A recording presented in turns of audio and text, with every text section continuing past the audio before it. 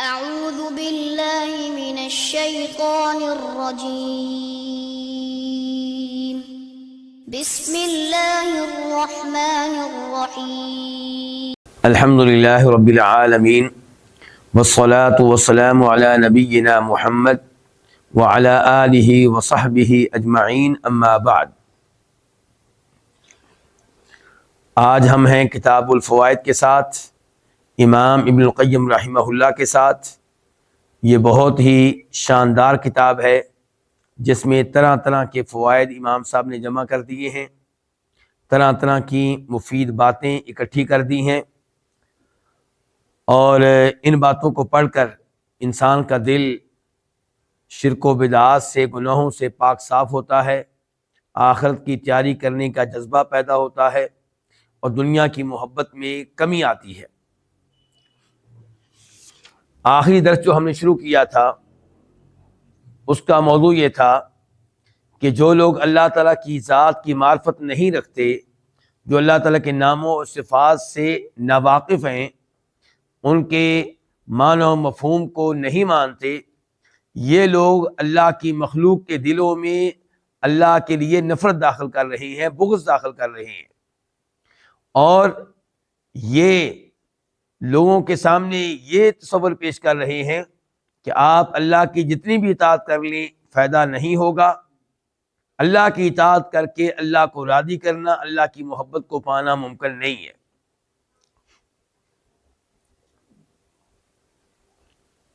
چنانچہ اس معاملے میں یہ لوگ چند آیات پہ اور چند احادیث پہ اعتماد کرتے ہیں جن کا معنی، درست معنی یہ سمجھ نہیں سکے۔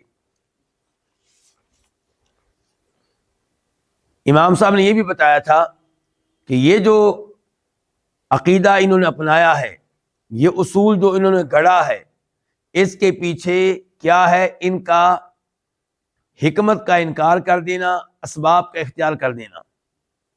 یعنی کہ ان کا عقیدہ یہ ہے کہ اللہ جو کرتا ہے اس کے پیچھے اللہ کی مشیت ہے، اس کے پیچھے کوئی حکمت نہیں ہے، کوئی سبب نہیں ہے، کوئی وجہ نہیں ہے۔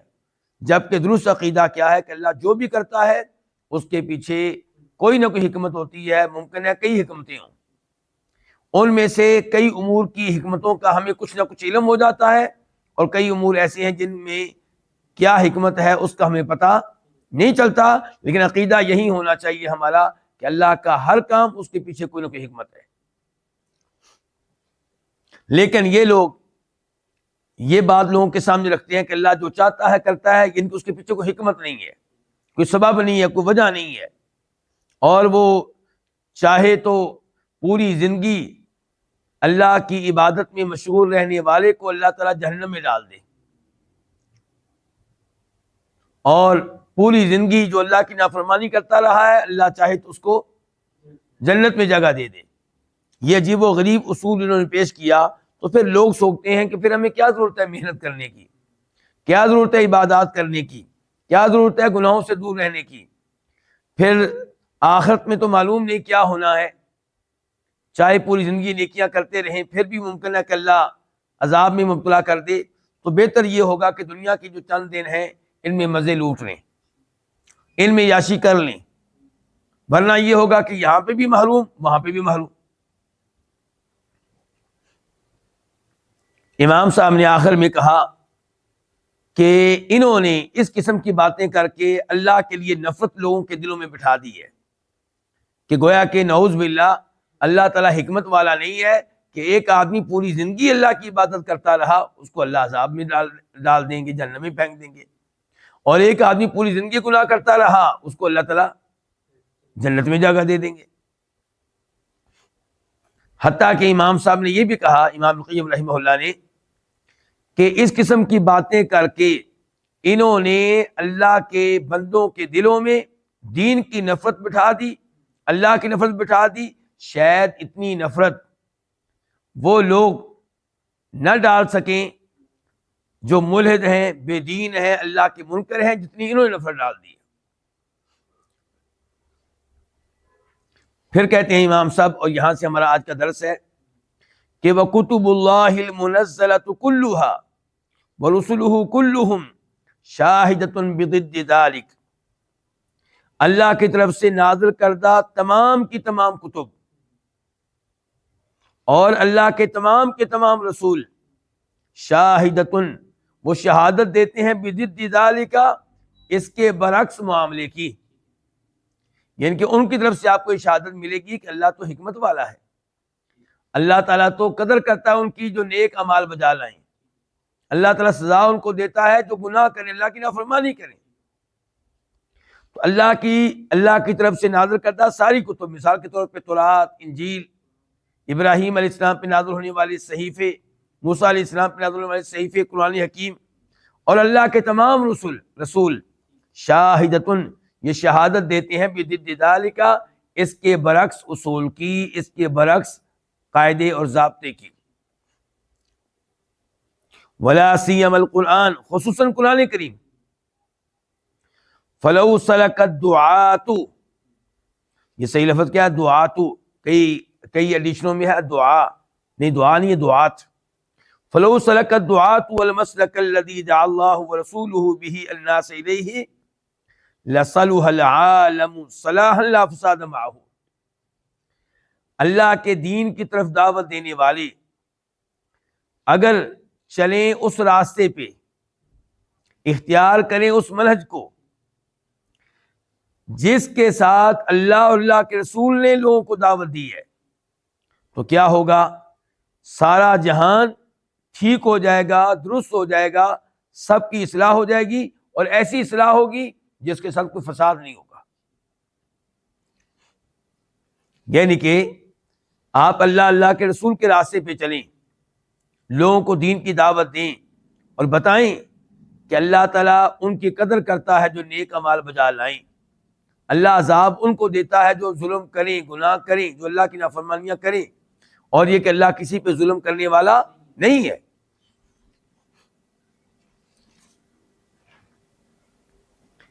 فاللہ سبحانہ اخبر اللہ سبحانہ نے اخبر بتایا ہے، وہو الصادق الوفی جبکہ اللہ تعالیٰ سچا ہے اور اپنے عہد کو، اپنے وعدے کو پورا کرنے والا ہے۔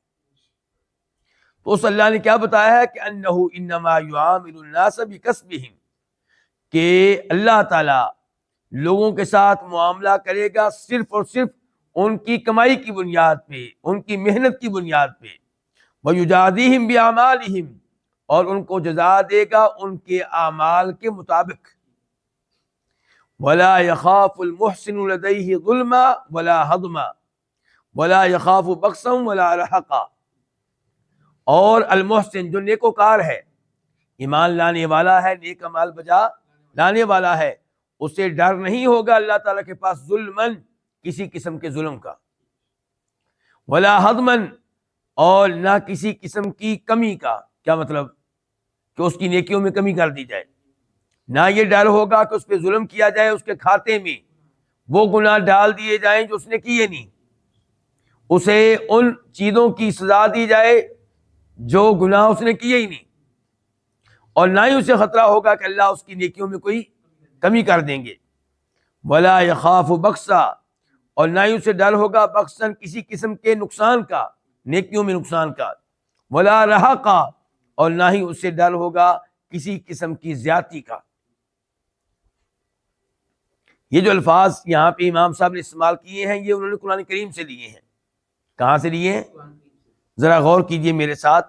پہلے نمبر پہ ہے سورہ طٰہٰ، آیت نمبر 112 112 کہ وَمَن يَعْمَلْ مِنَ الصَّالِحَاتِ وَهُوَ مُؤْمِنٌ فَلَا يَخَافُ ظُلْمًا وَلَا هَضْمًا، جو نیک اعمال بجا لائے اور ہو ایمان پہ، عقیدہ ٹھیک ہو اور اعمال بھی کیا ہو؟ نیک درست اعمال ہوں، تو اسے ڈر نہیں ہوگا کسی قسم کے ظلم کا اللہ کی طرف سے، اللہ ظلم کرنے والا نہیں ہے، ولا حضما اور نہ ہی اسے ڈر ہوگا کہ اس کی نیکیوں میں کوئی کمی کر دی جائے گی۔ شرط کیا ہے؟ کہ ایمان۔ شرط کیا ہے؟ کہ عمل صالح۔ اور عمل صالح کی کتنی شرائط ہوتی ہیں؟ 2۔ عمل صالح، درست عمل، نیک عمل وہ ہوتا ہے جس میں 2 چیزیں پائی جائیں۔ نمبر 1 اخلاص، کہ وہ عمل کیا جائے صرف اللہ کو راضی کرنے کے لیے، لوگوں سے شاباش لینے کے لیے نہیں، ریاکاری اس میں نہ ہو۔ دوسرے نمبر پہ وہ عمل ہو نبی علیہ الصلوۃ والسلام کے طریقے کے مطابق، اتباع، مطابقت۔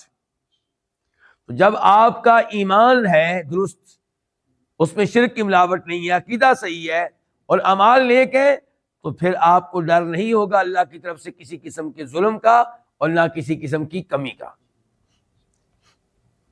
پھر آپ آ جائیں سورہ جن کی طرف، آیت نمبر 13 فَمَن يُؤْمِن بِرَبِّهِ، بس جو اپنے رب پہ ایمان لے آئے، فَلَا يَخَافُ بَخْسًا وَلَا رَهَقًا، اسے ڈر نہیں ہوگا کسی قسم کی کمی کا، نقصان کا، وَلَا رَهَقًا، نہ کسی قسم کے ظلم کا اور زیادتی کا۔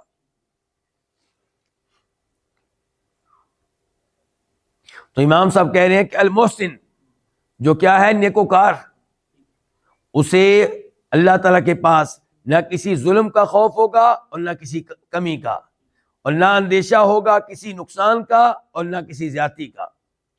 وَلَا يُضَيِّعُ عَمَلَ مُحْسِنٍ أَبَدًا، اللہ تعالیٰ کسی نیکوکار کے عمل کو کبھی بھی ضائع کرنے والا نہیں ہے۔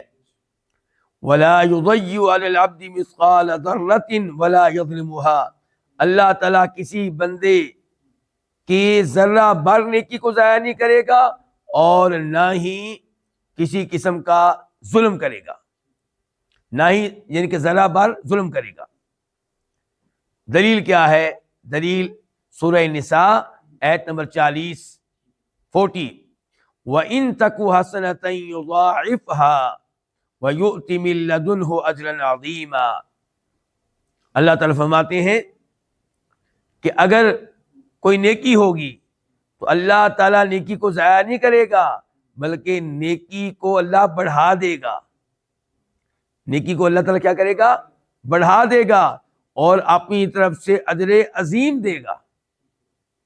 اللہ تو نیکی کی قدر کرنے والا ہے، نیکیاں ضائع کرنے والا نہیں ہے۔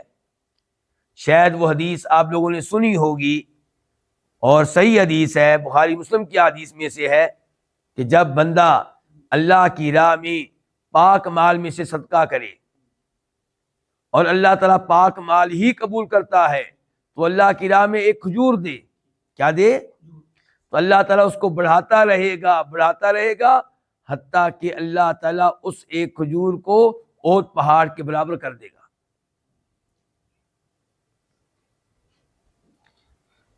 وَإِن كَانَ مِثْقَالَ حَبَّةٍ مِّنْ خَرْدَلٍ جَازَاهُ بِهَا وَلَا يُضَيِّعُهَا عَلَيْهِ، امام صاحب فرماتے ہیں کہ اگر عمل رائی کے دانے کے برابر ہوگا تو جازاہ، اللہ تعالیٰ عمل کرنے والے کو اس عمل پہ جزا دے گا، وَلَا يُضَيِّعُ عَلَيْهِ، اور اس کے اس عمل کو اللہ تعالیٰ ضائع نہیں کرے گا۔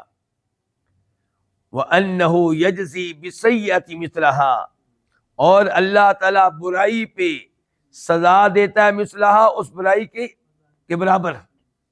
جتنا گناہ کیا ہے اتنی سزا، جتنی برائی کی ہے اتنا عذاب۔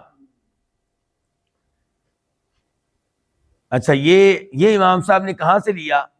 یہ ہے سورہ الانعام آیت نمبر 160 اللہ تعالیٰ فرماتے ہیں وَمَنْ جَاءَ بِالسَّيِّئَةِ فَلَا يُجْزَىٰ إِلَّا مِثْلَهَا، جو برائی لے کر آئے گا، گناہ لے کر آئے گا، اس کو نہیں سزا دی جائے گی مگر اس کی برائی جتنی برائی کے برابر۔ وَهُمْ لَا يُظْلَمُونَ، اور اللہ تعالیٰ کہتے ہیں کسی پہ ظلم نہیں کیا جائے گا۔ تو امام صاحب کہہ رہے ہیں یہاں پہ کہ اللہ تعالیٰ برائی پہ جزا دیں گے مثلہ، برائی کے مطابق۔ وَيُحْبِطُهَا بِالتَّوْبَةِ وَالنَّدَمِ وَالِاسْتِغْفَارِ وَالْحَسَنَاتِ وَالْمَصَائِبِ، اور اللہ تعالیٰ اس برائی کو ختم کر دیں گے۔ کیسے؟ توبہ کے ذریعے۔ اگر انسان گناہ ہو جانے کے بعد توبہ کر لے تو اللہ اس برائی کو، گناہ کو ختم کر دیں گے، اور اللہ تعالیٰ اس کو ختم کر دیں گے برائی کو توبہ کے ذریعے، والندمی، ندامت پشیمانی کا اظہار کرنے کے ذریعے، والاستغفاری، اور مغفرت طلب کرنے کے ذریعے، استغفر اللہ، یا اللہ میں تجھ سے گناہوں کی بخشش چاہتا ہوں، والحسنات، اور نیکیوں کے ذریعے۔ نیکیاں کرنے سے بھی گناہ کیا ہوتے ہیں؟ ان الحسنات یذہبن السیئات، اللہ تعالیٰ کہتے ہیں کہ نیکیاں برائیوں کو ختم کر دیتی ہیں۔ والمصائب، اور مصیبتوں کے ذریعے، پریشانیوں کے ذریعے، ٹینشنوں کے ذریعے بھی اللہ تعالیٰ گناہوں کو ختم کرتا ہے. شرط یہ ہے کہ انسان ان مصائب پہ کیا کرے؟ صبر کرے. تو دیکھیے اللہ تعالیٰ کتنے حکیم ہیں، دیکھیے اللہ تعالیٰ کس قدر رحم کرنے والے ہیں کہ گناہ کیا ہے تو گناہ پہ سزا اتنی جتنا گناہ ہے، اور ساتھ ہی یہ پیشکش کہ اس گناہ پہ توبہ کر لو، ندامت کا اظہار کرو، استغفار کر لو، نیکیاں کر لو، آنے والے مصائب پہ صبر کر لو تو یہ گناہ بھی جڑ جائیں گے. وَيَجْزِي بِالْحَسَنَةِ عَشْرَ أَمْثَالِهَا، اور اللہ تعالیٰ نیکی پہ جزا دے گا اس نیکی کی 10 گنا. یہ نیکی آپ نے ایک کی ہے اور اللہ تعالیٰ اس نیکی کو کتنی نیکیاں بنا دے گا؟ 10. اس کی کیا دلیل ہے؟ وہی ہے سورہ نام آیت نمبر 160 کہ من جاء بالحسنۃ فلہ 10 امثالها، جو نیکی لے کر آئے گا اس کو اجر و ثواب ملے گا 10 نیکیوں کا. وَيُضَاعِفُهَا، اللہ تعالیٰ اس کو مزید بڑھا دے گا. پہلی پیشکش کیا ہے کہ ایک نیکی کے اوپر ثواب کتنا ملنا ہے؟ 10 نیکیوں کا. مزید پیشکش کہ اللہ تعالیٰ اس کو بڑھا دے گا اِلَىٰ 700 ضِعْفٍ، 700 گنا تک. اِلَىٰ أَضْعَافٍ كَثِيرَةٍ، بلکہ مزید کئی گنا تک. اچھا یہ جو آخری عقیدہ ہے امام صاحب نے کہاں سے لیا؟ آئیے غور کیجئے سورہ بقرہ آیت نمبر 261 اللہ تعالیٰ فرماتے ہیں مثل الذین ينفقون اموالهم فی سبیل اللہ، مثال ان لوگوں کی جو خرچ کرتے ہیں اموالهم اپنے مال، فی سبیل اللہ اللہ کے راستے میں، کمثل حبۃ، ان کی مثال ایک دانے کی طرح ہے. کسان نے ایک دانہ ڈالا کہاں؟ زمین میں، بیج بویا 1 عدد، انبتت 7 سنابل، اس ایک دانے نے اگائے 7 خوشے. کتنے خوشے؟ 7. فی کل سنبلۃ 100 حبہ، اور ہر خوشے میں ہے 100 دانے. ہاں جی، اب ایک دانے سے کتنے دانے نکل آئے؟ 700. یہ اللہ نے مثال دی ہے اس مال کی جو آپ اللہ کو راضی کرنے کے لیے اللہ کے نام میں خرچ کرتے ہیں. اور 700 کا ذکر کیا اللہ نے، پھر مزید کہا واللہ یضاعف لمن یشاء، اللہ بڑھا دیتا ہے، کئی گنا کر دیتا ہے ثواب جس کا چاہتا ہے. واللہ واسع علیم، اور اللہ تعالیٰ بڑی وسعت والا ہے، کمال علم والا ہے. اچھا اس پہ غور کرنا آپ نے، اللہ نے کیا کہا؟ اللہ بڑی وسعت والا، اس کے خزانے بڑے وسیع ہیں. اور علیم، اللہ علم والا. کیا مطلب؟ اللہ جانتا ہے کہ کس کا ثواب بڑھانا ہے، کس کا نہیں بڑھانا.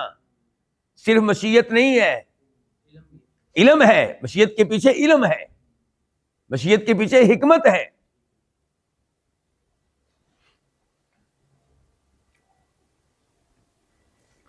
وَهُوَ الَّذِي أَصْلَحَ الْفَاسِدِينَ، اور وہی ہے جس نے فساد کرنے والوں کی اصلاح کی.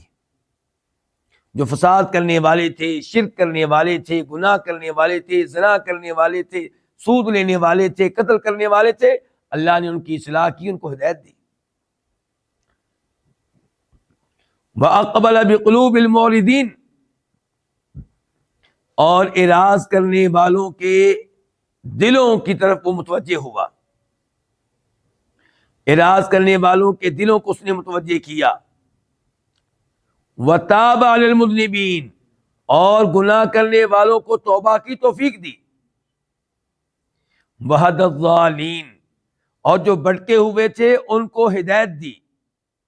وَأَنْقَذَ الْهَالِكِينَ، اور جو ہلاکت کے راستے پہ چل رہے تھے ان کو ہلاکت سے بچایا. وَعَلَّمَ الْجَاهِلِينَ، اور جو جاہل تھے ان کو علم دیا. کس کا؟ شریعت کا، توحید کا، درست عقیدے کا. وَبَصَّرَ الْمُتَحَيِّرِينَ، اور جو حیرانگی میں مبتلا تھے ان کو اللہ تعالی نے کیا دی؟ بصیرت دی. ان کو بصرا درست راستہ دکھایا.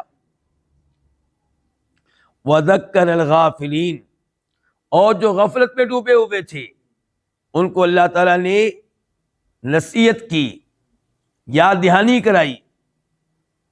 وآبا الشاردین، اور جو راستہ بھٹکے ہوئے تھے، جو اللہ کی اطاعت سے باہر تھے، اللہ نے ان کو جگہ دی. جگہ دی کس میں؟ دین میں، ایمان میں، شریعت میں.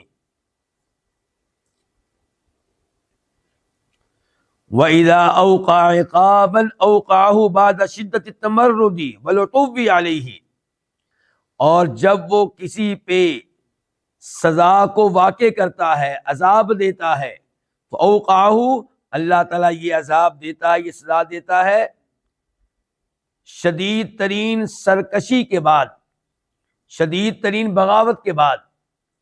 یعنی کہ اللہ فوری طور پہ پکڑتا نہیں ہے. جب بندہ تمرد اور سرکشی کی حدیں کراس کرتا ہے تب اللہ سزا دیتا ہے.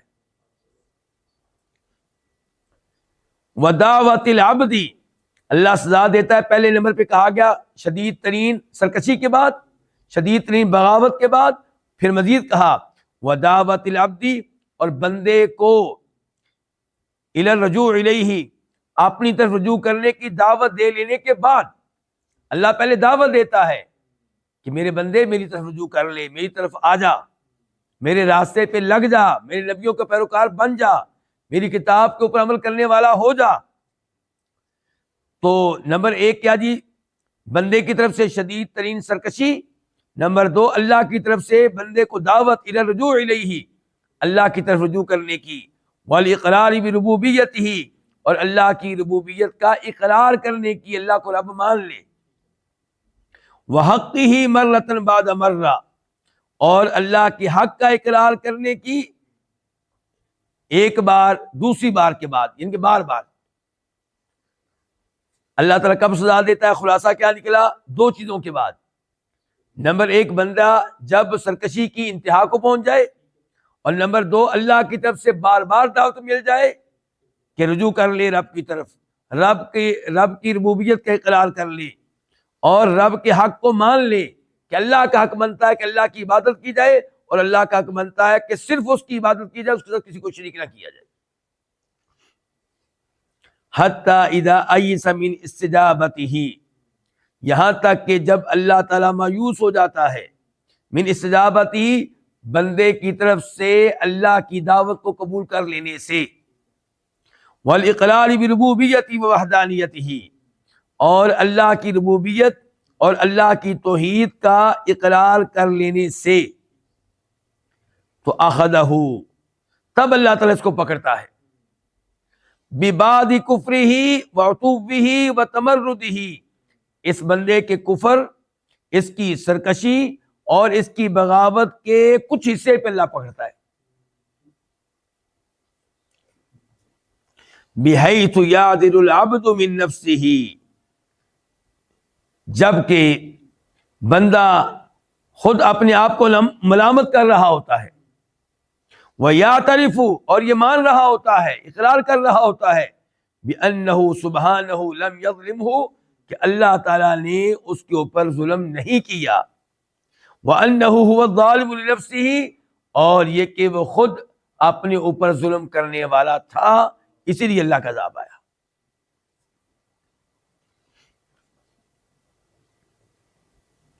کما قال تعالی عن اہل النار، جیسے کہ اللہ تعالیٰ فرماتے ہیں جہنم والوں کے بارے میں کہ فاعترفوا بذنبہم فسحقا لاصحاب السعید، سورہ ملک آیت نمبر 11-11.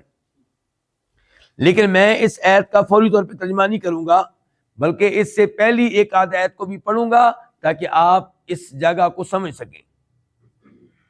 اللہ تعالیٰ کہتے ہیں کلما القی فیہا فوج، جب بھی جہنم میں ڈالا جائے گا کسی گروہ کو، کسی جماعت کو، تو سألہم خزنتہا، تو ان سے استفسار کریں گے، سوال کریں گے جہنم کے فرشتے.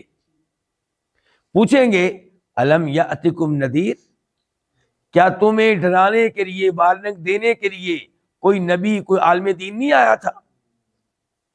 قالوا کہیں گے بلا کیوں نہیں، قد جاءنا نذیر ہمارے پاس اللہ کی طرف سے ڈرانے والا ڈرانے کے لیے آیا، وارننگ دینے والا وارننگ دینے کے لیے آیا، فکذبنا ہم نے اس کو جھوٹا قرار دیا، ہم نے کہا تو نبی نہیں ہے، ہم نے کہا تو رسول نہیں ہے، تو ہماری طرح کا ہے، وقلنا ما نزل اللہ من شیء اور ہم نے کہا اللہ نے کوئی چیز نہیں اتاری، کوئی کتاب نہیں اتاری، ان انتم الا فی ضلال کبیر بلکہ ہم نے ان نبیوں سے کہا، ان رسولوں سے کہا، ان توحید بیان کرنے والوں سے کہا کہ تم تو بہت زیادہ بھٹکے ہوئے ہو، گمراہ ہو، حق راستے پہ نہیں ہو۔ اور کہیں گے وقالوا لو كنا نسمع او نعقل ما كنا في اصحاب السعیر اگر ہم نبیوں کی باتیں سنتے، اگر ہم قرآن سنتے، اللہ کا کلام سنتے، او نعقل یا خود ہی اللہ کے کلام پہ غور کر لیتے تو ما كنا في اصحاب السعیر ہم نہ ہوتے برکتی ہوئی آگ والوں میں۔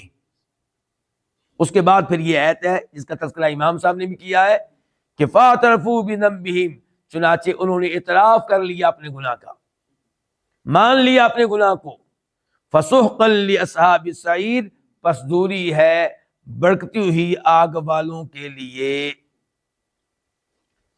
یہ آیت یہاں پہ لانے کا مقصد کیا ہے؟ امام صاحب بتا رہے ہیں کہ ظالموں پہ جب عذاب آیا وہ مان رہے تھے کہ غلطی ہماری ہے،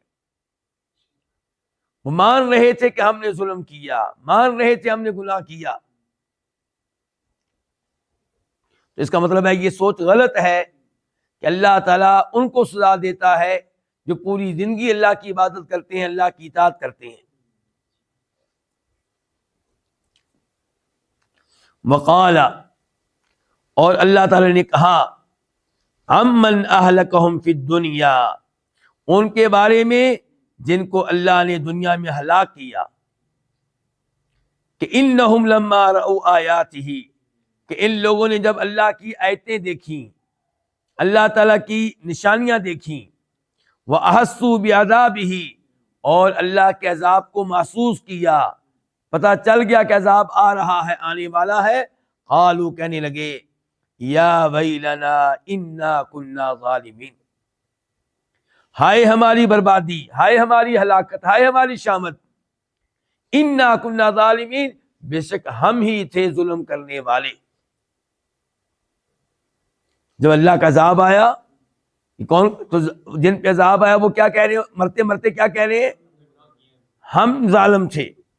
فما زالت تلک دعواہم یہی رہی مسلسل ان کی پکار کہ ہم ظالم تھے، حتیٰ جعلناہم حصیدا حتیٰ کہ ہم نے ان کو بنا دیا کٹی ہوئی کھیتی، خامدین ہم نے ان کو بنا دیا بجھی ہوئی آگ۔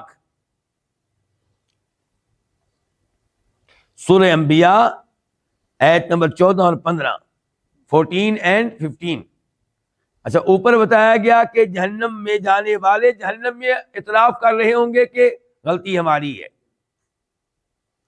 اور یہاں پہ بتایا کہ جب دنیا میں کسی قوم پہ اللہ کا عذاب آیا تو انہوں نے تسلیم کیا مرتے مرتے کہ ہم نے اپنے اوپر ظلم کیا تھا۔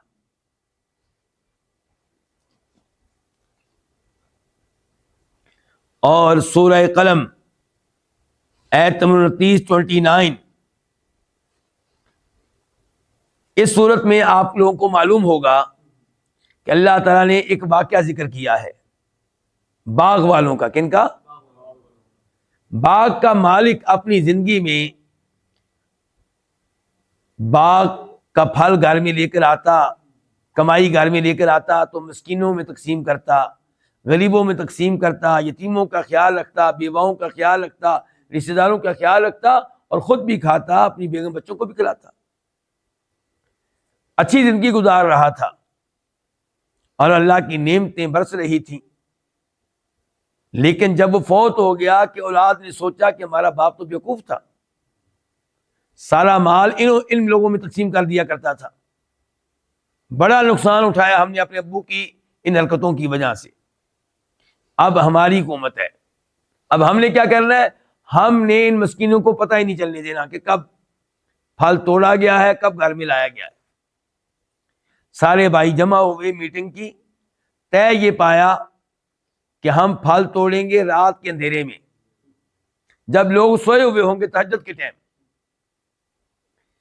اور صبح جب لوگ اٹھیں گے تب ان کو پتا چلے گا کہ پھل توڑا جا چکا، گلوں میں لے جایا جا چکا، پھر ہمیں کوئی تنگ نہیں کر سکے گا۔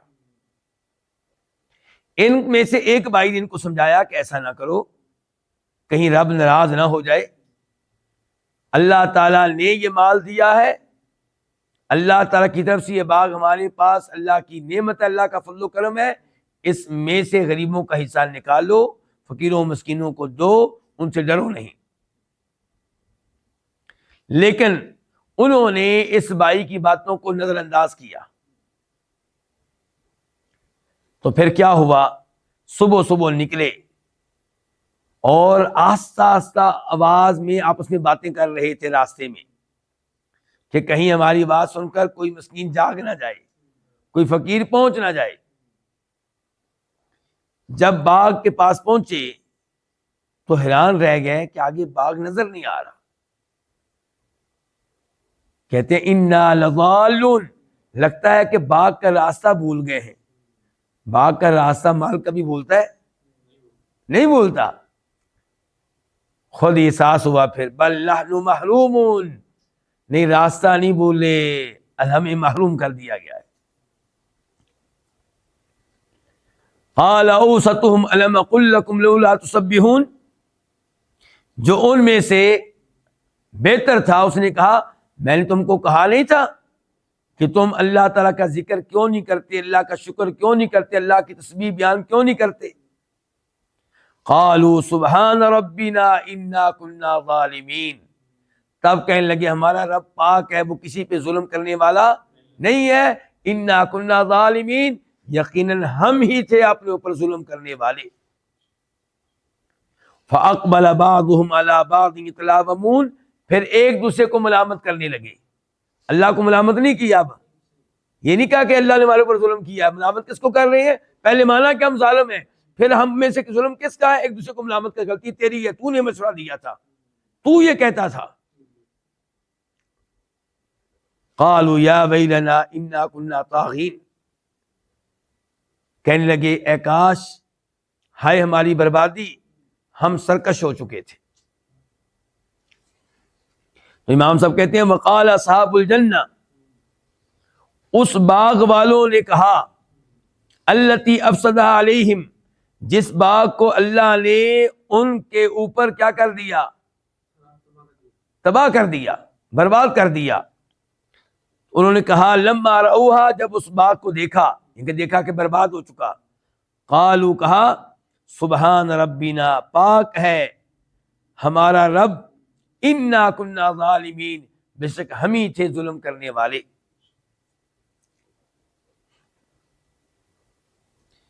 قال الحسن، حسن بصری کہتے ہیں، حسن بصری بہت بڑے امام ہیں، 110 ہجری میں فوت ہوئے ہیں، 110 میں،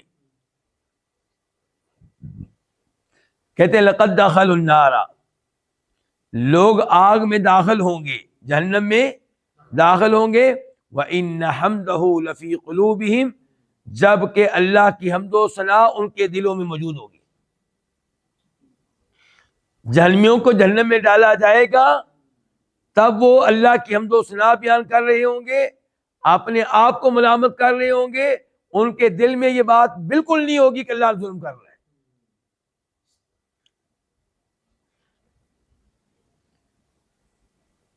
حسن بصری کہتے ہیں جہنم والے آگ میں داخل ہوں گے، وَإِنَّ حَمْدَهُ لَفِي قُلُوبِهِمْ، جبکہ اللہ کی حمد و ثنا ان کے دلوں میں ہوگی، مَا وَجَدُوا عَلَيْهِ حُجَّةً وَلَا سَبِيلًا، ان کو اللہ کے خلاف کوئی عذر نہیں ملے گا، کوئی بہانہ نہیں ملے گا، کوئی راستہ نہیں ملے گا، کوئی حجت نہیں ملے گی۔ یعنی کہ اللہ کو بلیم نہیں کر سکیں گے، اللہ کے اوپر کوئی الزام ڈال نہیں سکیں گے۔ وَلِهَذَا قَالَ تَعَالَى، اسی لیے اللہ تعالیٰ فرماتے ہیں سورہ انعام آیت نمبر 45 کہ فَقُطِعَ دَابِرُ الْقَوْمِ الَّذِينَ ظَلَمُوا، کہ ان لوگوں کی جڑ کاٹ دی گئی جنہوں نے ظلم کیا. جڑ کن کی کاٹی گئی؟ جنہوں نے ظلم کیا. بلا وجہ اللہ نے عذاب نہیں بھیجا. ان لوگوں کی جڑ کاٹ دی گئی جنہوں نے ظلم کیا. والحمد للہ رب العالمین، جبکہ تمام تعریفیں اللہ تعالیٰ کے لیے ہیں جو تمام جہانوں کا رب ہے. امام صاحب ہم سے کہنا چاہتے ہیں، غور کریں یہاں پہ. ایک طرف کہا جا رہا ہے کہ ظالم لوگوں کی جڑ کاٹ دی گئی، انہیں نیست و نابود کر دیا گیا، تباہ و برباد کر دیا گیا، اور ساتھ ہی کہا جا رہا ہے اللہ کی حمد و ثنا، یعنی کہ اللہ نے ان کی جڑ کاٹ دی، اس پہ اللہ کی حمد و ثنا. تو امام صاحب کہتے ہیں فَهَذِهِ الْجُمْلَةُ فِي مَوْضِعِ الْحَالِ، یہ دوسرا جملہ جو ہے کہ الحمدللہ رب العالمین، یہ حال کی جگہ پہ ہے. اَيْ قُطِعَ دَابِرُهُمْ، یعنی کہ ان کی جڑ کاٹ دی گئی، حال کونہ سبحان محمود علی ذالک، جبکہ اللہ تعالیٰ ان کی جڑ کاٹنے پہ محمود تھا، قابل تعریف تھا، ظالم نہیں تھا. یہ کہ جڑ کاٹی اللہ نے، اور جڑ کٹنے پہ ساری دنیا گواہی دے رہی تھی کہ ان کے ساتھ ٹھیک ہوا، اللہ نے اچھا کیا.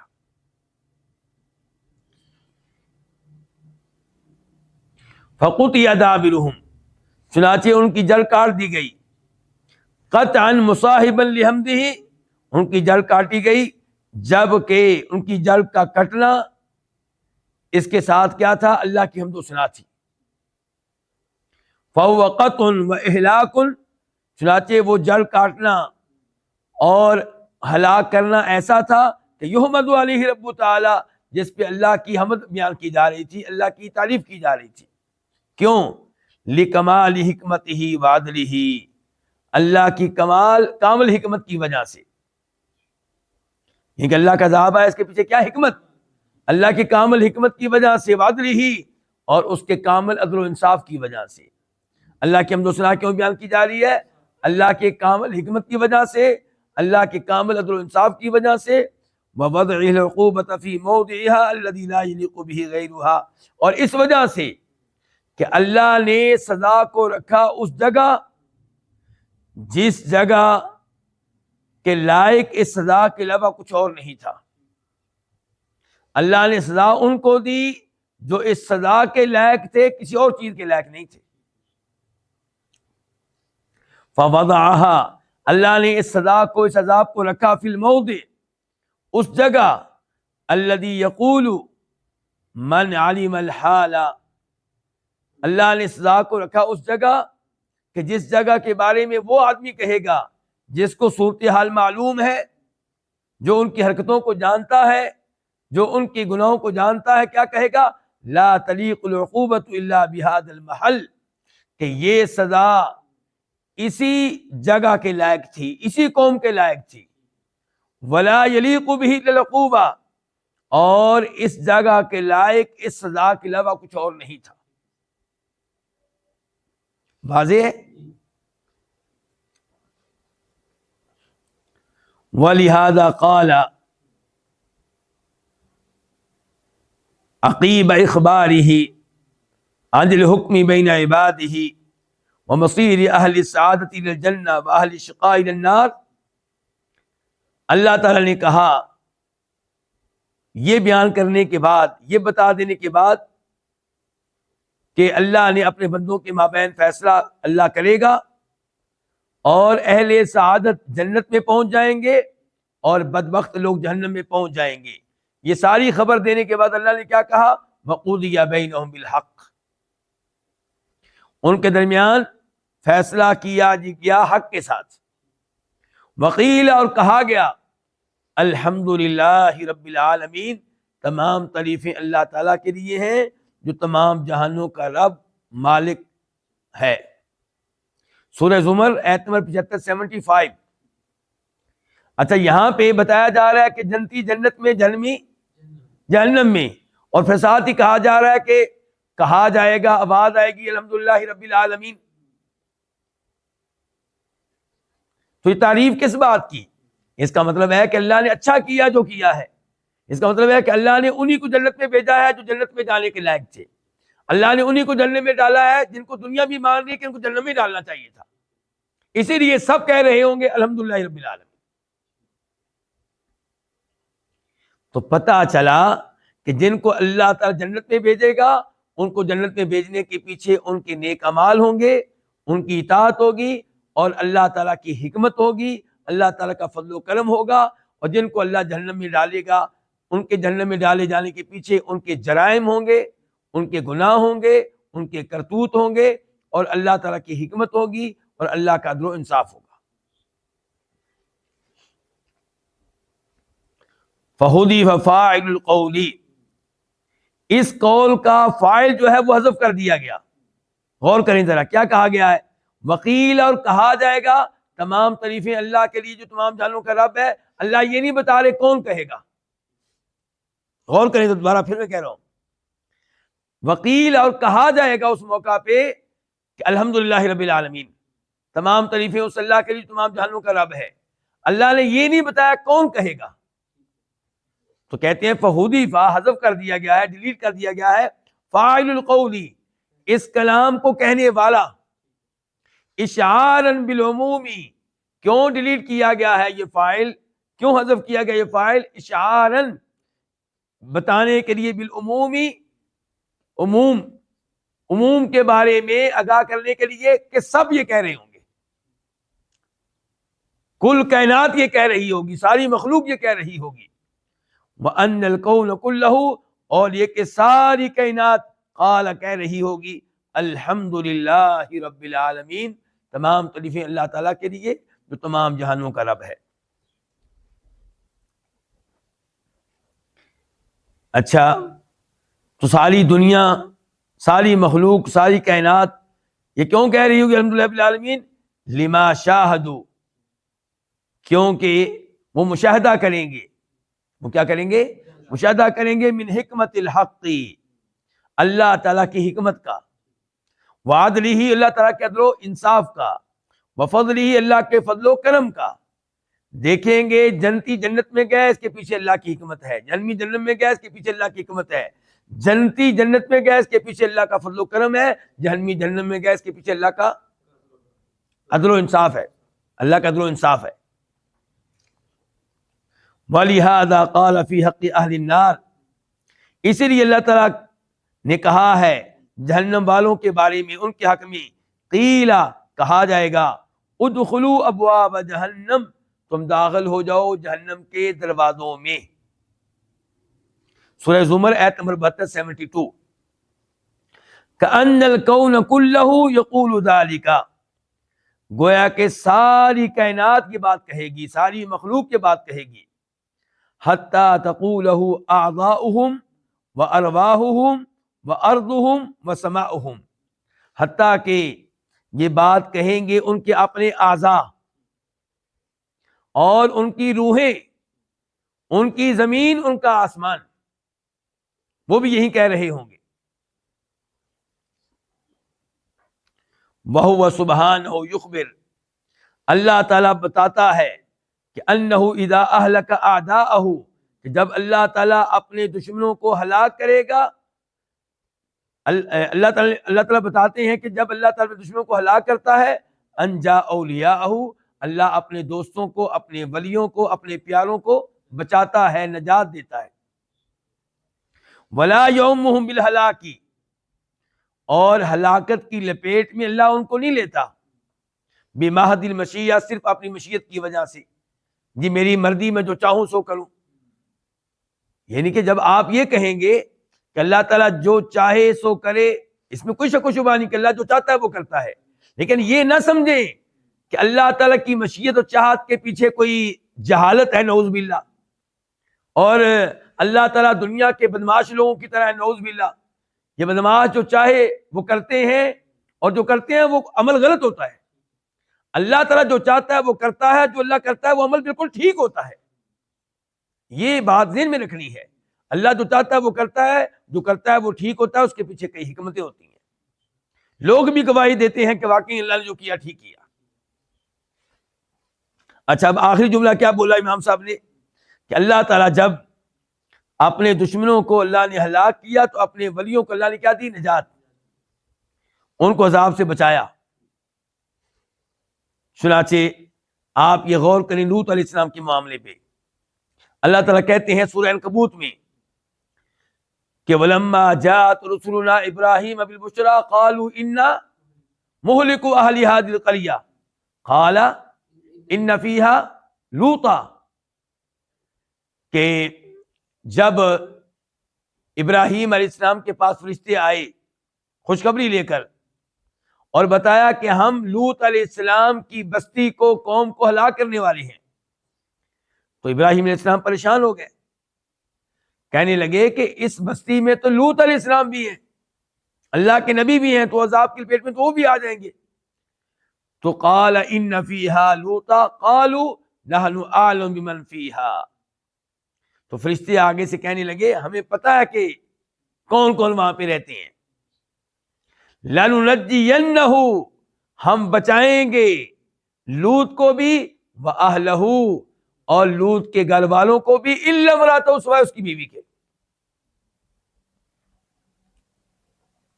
اچھا اب آپ غور کریں سورہ قمر پہ، آیت نمبر 34 سے 35، 34 سے لے کے 35، کہ انا ارسلنا علیہم حاصبا الا آل لوط، کہ ہم نے لوط علیہ السلام کی قوم پہ پتھروں والی آندھی بھیجی، الا آل لوط، سوائے لوط علیہ السلام اور ان کی آل کے، نجیناہم، ان کو ہم نے بچایا، یہ تھے نا اللہ کے ولی، ان کو ہم نے بچایا بسحر، سحری کے وقت، نعمتا من عندنا، لوط علیہ السلام کو بچانا یہ ہمارا انعام تھا، یہ ہمارا احسان تھا، یہ ہمارا فضل و کرم تھا۔ لیکن آگے دیکھیں، کذالک نجزی من شکر، اسی طرح ہم بدلہ دیتے ہیں اس کو جو اللہ کا شکر ادا کرنے والا ہو۔ تو اندھیری نہیں اللہ کے ہاں، اللہ کے فیصلے ظلم پہ مبنی نہیں ہیں۔ لوط علیہ السلام کو بچایا ہے، اللہ کہتے ہیں ہمارا انعام ہے، لیکن انعام ہم نے کیوں کیا ہے؟ کیونکہ ہمارے شکر گزار بندے تھے، تو اللہ نے ان کے نیک اعمال کی قدر کی یا نہیں کی؟ قدر کی لگا۔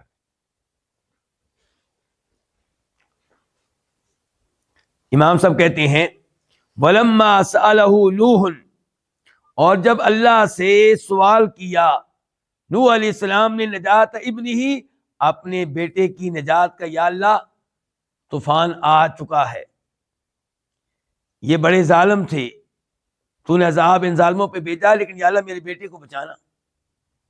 وَنَادَى نُوحٌ رَبَّهُ، اللہ کہتے ہیں نوح علیہ السلام نے اپنے رب کو آواز دی، فقال، کہا، ربی، اے میرے رب، ان ابنی من اہلی، میرا بیٹا میرے اہل و عیال میں سے ہے، وَإِنَّ وَعْدَكَ الْحَقُّ، تیرا وعدہ سچا ہے، وَأَنْتَ أَحْكَمُ الْحَاكِمِينَ، اور تو سب سے بڑھ کر فیصلہ کرنے والا ہے۔ سورہ ہود آیت نمبر 45، 45۔ تو اللہ نے کیا کہا؟ یا نوح انہ لیس من اہلک، اے نوح تیرا بیٹا تیرے اہل و عیال میں سے نہیں ہے، انہ عمل غیر صالح فلا تسألنی ما لیس لک بہ علم انی اعیدک ان تکون من الجاہلین۔ تو امام صاحب کہتے ہیں کہ جب اللہ سے نوح علیہ السلام نے درخواست کی، سوال کیا اپنے بیٹے کو نجات دینے کا، بچانے کا، اخبارا، اللہ نے بتایا، انہ یغرقہ، کہ اللہ اس کو غرق کریں گے۔ نوح علیہ السلام کی شفاعت نہیں چلی، کیوں غرق کریں گے اللہ تعالیٰ؟ بسوء عملہ، اس کی بد عملی کی وجہ سے، وہ کفری، اس کے کفر کی وجہ سے۔ اللہ نے یہ نہیں کہا نہیں نہیں میری مرضی، اللہ نے سبب بتایا، فرمایا اللہ نے بتایا کہ اللہ اس کو غرق کریں گے بسوء عملہ، اس کے بد اعمال کی وجہ سے، کفر، اس کے کفر کی وجہ سے۔ ولم یقل، اللہ نے یہ نہیں کہا انی اغرقہ، کہ میں اس کو غرق کروں گا بمحض مشیئتی و ارادتی، صرف اور صرف اپنی مشیت و ارادے کی وجہ سے، بلا سبب ولا ذنب، بغیر کسی وجہ کے، بغیر کسی گناہ کے، بلکہ جرم تھا، اس لیے اللہ تعالیٰ نے نوح علیہ السلام کے بیٹے کو غرق کیا۔ یہاں پہ آج کے درس کا اختتام کرتے ہیں۔ خلاصہ کلام یہی ہے کہ اللہ رب العزت حکمت والے ہیں، اللہ کے ہر فیصلے کے پیچھے کوئی نہ کوئی حکمت ہوتی ہے، اللہ ظلم کرنے والا نہیں ہے، اللہ تعالیٰ وہ کرتا ہے جو اللہ کی مشیت ہوتی ہے، اللہ کا ارادہ ہوتا ہے، لیکن اللہ کی مشیت اندھی نہیں ہے۔ اللہ تعالیٰ کی مشیت کے پیچھے اللہ کی حکمتیں ہوتی ہیں۔ اللہ تعالیٰ جس کو سزا دیتا ہے اس لیے سزا دیتا ہے کہ اس نے ظلم کیا ہوتا ہے، گناہ کیے ہوتے ہیں۔ اللہ کی سزا کے پیچھے اللہ کا عدل و انصاف بولتا ہے، اور جن کو اللہ تعالیٰ بچاتا ہے، جن کو اللہ نعمتیں دیتا ہے، اس کے پیچھے اللہ کا کرم ہوتا ہے، اللہ کا فضل ہوتا ہے، صرف اعمال نہیں ہوتے۔ اعمال ہوتے ہیں پھر اللہ کا فضل ہو جاتا ہے، اللہ کی رحمت ہو جاتی ہے۔ اللہ رب العزت سے دعا کہ اللہ تعالیٰ ہمیں اپنی رحمت میں ڈھانک لے، اللہ ہم پہ بھی اپنا فضل و کرم فرمائے، اور اللہ تعالیٰ ہمیں اپنے عدل و انصاف سے محفوظ رکھے۔ اللہ تعالیٰ ہم پہ مہربان ہو جائے، دنیا میں بھی اور آخرت میں بھی۔ وآخر دعوانا الحمدللہ رب العالمین۔